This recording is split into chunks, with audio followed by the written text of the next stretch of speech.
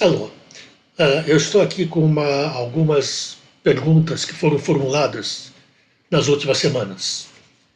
Como eu fiz a vez anterior, não vou responder a cada uma individualmente, mas vou responder de tal forma que eu cubra praticamente tudo o que foi questionado. Várias questões foram sobre deficiência intelectual e TEA. Então, deixa eu dizer de início que aproximadamente 30% dos indivíduos com diagnóstico de TEA têm algum grau de deficiência intelectual, que varia desde quadros limítrofes, em termos de inteligência, até quadros severos. É preciso levar em conta a dificuldade que é você avaliar a inteligência no indivíduo com TEA. Depende muito do grau de confiabilidade das respostas, na certeza de que ele entendeu as perguntas que estão sendo formuladas. É muito difícil, eventualmente, você saber os prejuízos que decorrem do TEA e os que decorrem da eventual deficiência intelectual associada. Obviamente é muito difícil.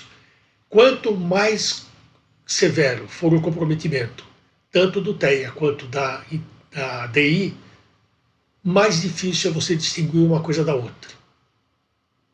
Quando você discute QI, e uma outra coisa que tem que ficar muito clara, quando você faz uma avaliação neuropsicológica, o resultado é uma fotografia de momento.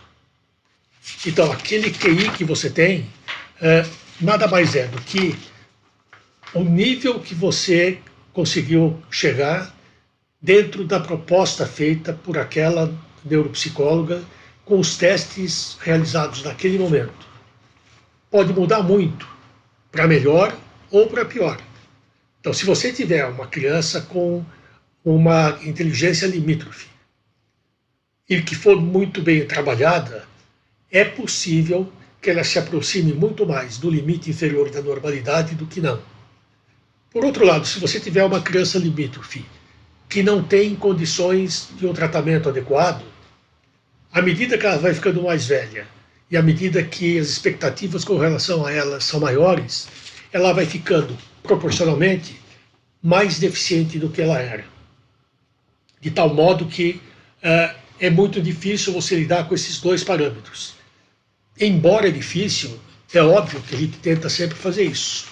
Por isso é que se insiste muito em que um bom diagnóstico de TEA deve ser derivado de um estudo multiprofissional, onde não deve faltar a neuropsicóloga.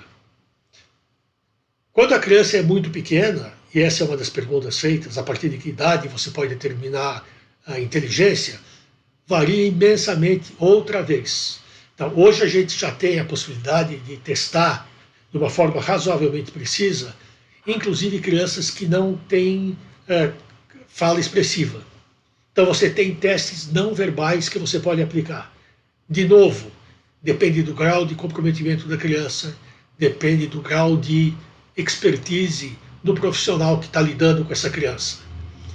Algumas vezes, quando você não consegue determinar através de testes a inteligência, você tem que usar o critério da funcionalidade e observar.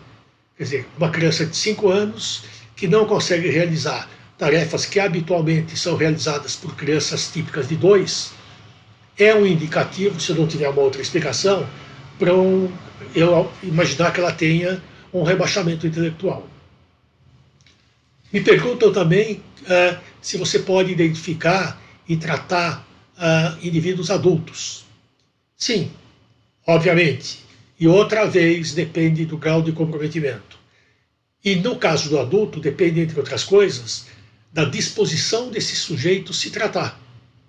Então, se você tem um indivíduo que tem um nível de comprometimento muito discreto, que consegue dar conta das expectativas sociais, familiares, acadêmicas, etc., e que está feliz dentro daquele quadro que apresenta, socialmente ele não é muito adequado, ele é um indivíduo mais introvertido do que a média, depende dele querer se tratar ou não. No caso dele querer, sim, existem formas de você fazer um atendimento medicamentoso em alguns casos e psicológico na maioria deles, que pode trazer grandes melhoras para esses indivíduos. É evidente que pessoas que têm TEA podem ter problemas emocionais, como qualquer um de nós. E dependendo do grau de introspecção que esse indivíduo tenha, dependendo do grau de competência do profissional que vai tratá-lo, ele pode obter melhoras importantes do ponto de vista psicológico, sem dúvida nenhuma. Ele pode ganhar muito mais confiança, ele pode passar por protocolos em que você exercita o que a gente chama de cognição social, ou seja, prepará-lo para que ele tenha uma inserção social mais adequada, para que ele se comporte de uma forma socialmente mais aceita pela maioria das pessoas.